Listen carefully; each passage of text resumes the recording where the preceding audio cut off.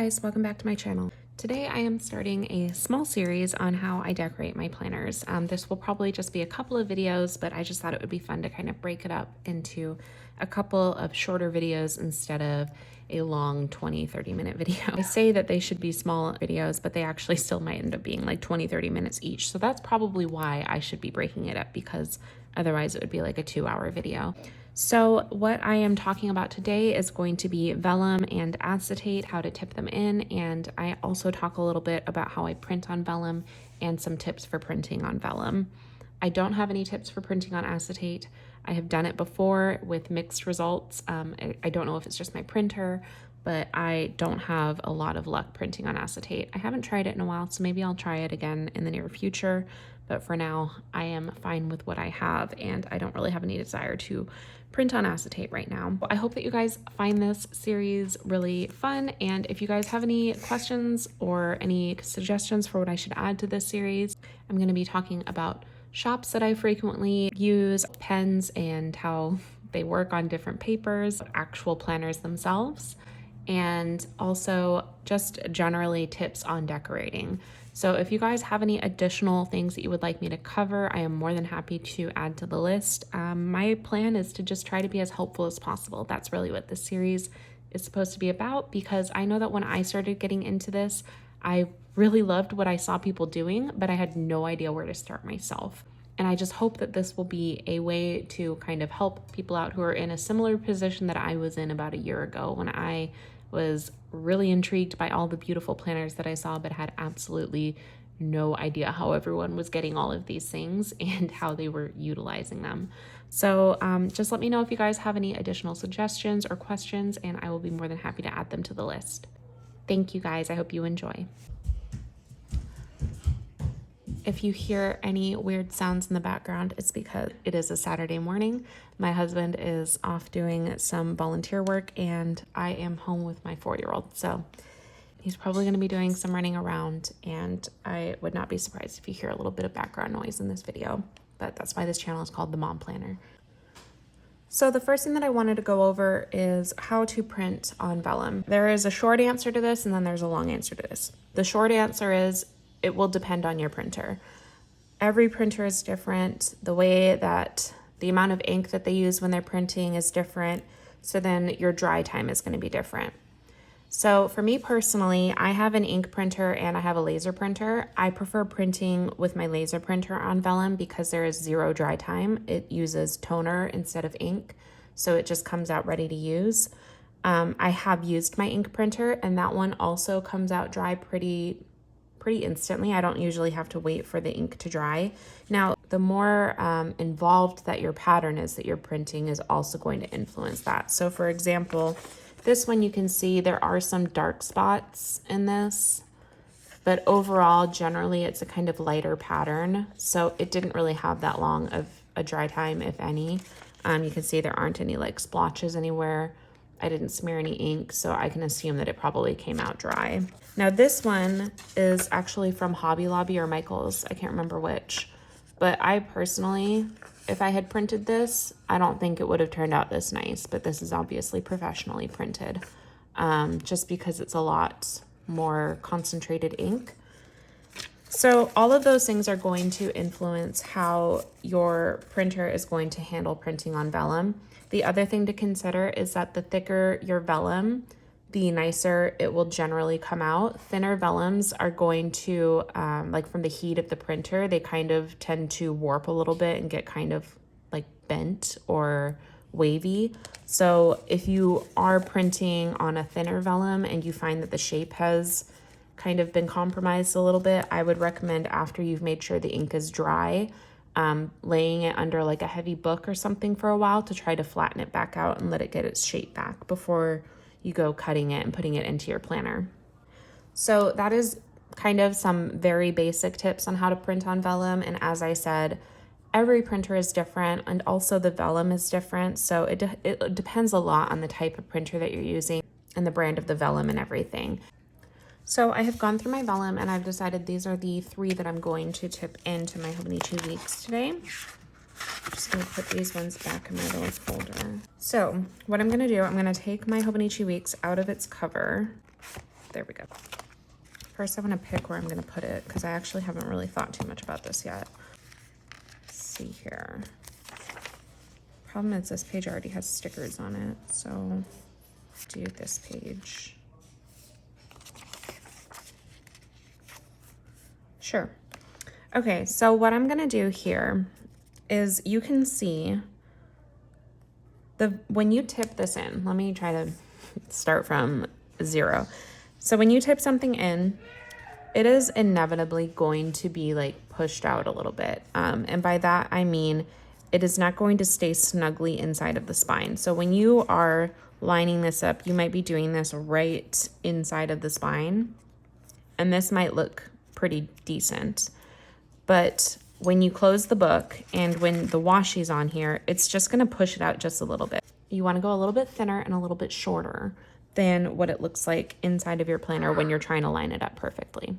So generally, I just give myself plenty of space. I don't care if it's a little too small. It's gonna look okay when it's actually in there.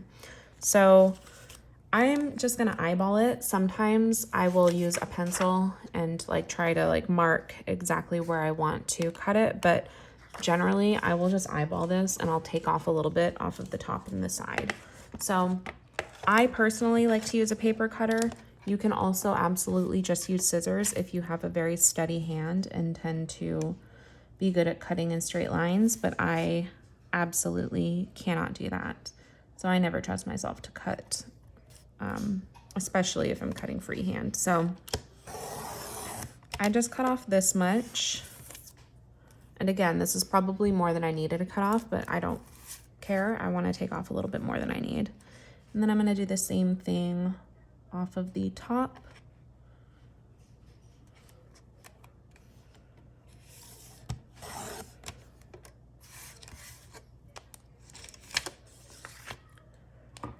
And then what I'm going to do is I'm going to double check, see how that looks. And that is much better. So then the other thing that I forgot to mention that I like to do is I prefer to cut the corners. I just think it looks a little bit neater, but this is absolutely optional. This is just a little corner cutter that I got from Michael's. And I just think it looks a little neater, especially in notebooks that have rounded corners like this one does. So that looks like it's gonna fit nicely. So next, this is the part where this is totally personal preference. You can see that when I put in my Hobonichi Weeks pages, I used a light grid washi because I thought it was a little bit more like,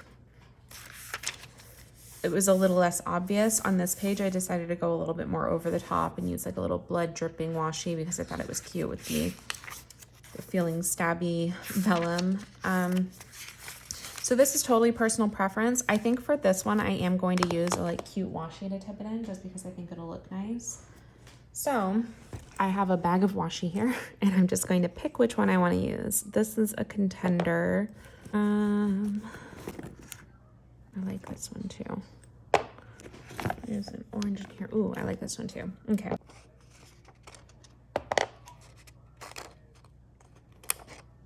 Actually, I think out of all of them, I like the first one that I picked first. So I'm gonna stick with this one. So what you're gonna do is you're gonna turn it right side down. So this is, you can see, this is the back, this is the front. Put it on the front so that the back is facing up. And what you're gonna do is you are going to put half of the washi. So what you're gonna do is you're gonna put half of the washi on the vellum and the other half you can just put on the surface that you're working on. This is mom life again. Okay, so half of the washi is on the vellum and half of it is gonna be on the working surface that you've chosen. I'm just using a like placemat, but you can use a cutting board or a wood table, whatever you want to use, but it has to be, obviously you don't want to be using like fabric or something like that. So you're going to put half of it on and half of it off. Try to get it as neat as you can. It doesn't have to be exact, but I try to get it in a semi-straight line. Is anybody there? Nobody's there, honey. This is, no, thank you. No, thank you. Okay, so once you have the washi along the length of the piece of vellum, and it doesn't have to be from end to end, I actually prefer to do it a little bit like under each end of the page, if that makes sense. I take a ruler, and this is just how I get a clean cut. You can also just cut it with scissors, but I take a ruler and then I will kind of pull the washi against the ruler. Okay, so now you have a clean cut, you have the washi on the vellum, it's ready to go. So what I do is I bend it backwards, and this just makes a little fold in the washi. Open up my planner to the page that I want to tip it onto. And now you're just gonna peel this off, line this up onto the page, and then usually I will bend the washi back onto my ruler, again, just to kind of like make it neat. And just sort of make sure that you're not over or under the beginning of the page. And then once you're pretty lined up into the spine, I'll just sort of rub it in here. And then close the book and press down on the spine. And it's in. And that's all that I do. It's literally it. So it's nothing fancy, nothing complicated. And it's in. There's nothing else that you need to do. If you really want to reinforce it on this side, you can, but I personally don't like to. I don't think it looks good. Yeah, and so I'm gonna do that with my other two pages. I don't know where I'm gonna do it. Decisions, or should I do it on this page? This is kind of cute. I'm gonna do it on this page.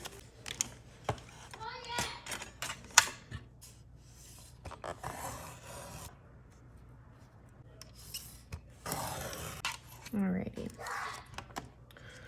So for this one, I think I'm going to use just a regular grid washi for no particular reason. I just think it'll look a little nicer because there's already a lot going on that page with all of the stickers that I've already placed. So I don't want it to be too busy.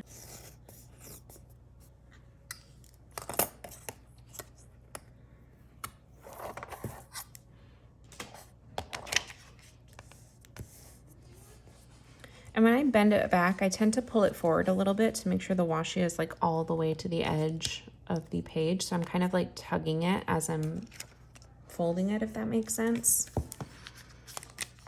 But again, this all could just be in my head. I don't know if it actually does anything. And take my ruler, bend this back, and fit this right in. You know what, I just realized I didn't do the edges. So I can do those after this. Oh yeah, that looks so cute. I like that a lot. Okay, and then I'm gonna do the corners because I forgot to do that before I cut it and tipped it in. And do this side.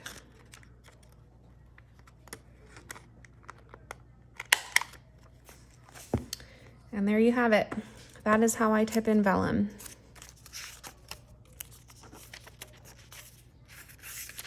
And I don't know if I'm going to do this page. I know I said I was going to tip this one in, but I don't know. That's a lot of vellum, one after the other. So I might take a break and do this in November maybe. We'll see. But for now, that is that for the vellum tipping in. So that was everything on what I know about vellum. If you guys have any additional questions or even tips or suggestions, please let me know. I'm more than happy to hear any kind of tips because I know that I am by no means an expert. So again, thank you guys so much for watching. If you've gotten all the way to the end, if you guys would mind giving this video a thumbs up and subscribing, I really, really appreciate it. Thank you guys so much, and I hope to see you guys in the next video. Bye.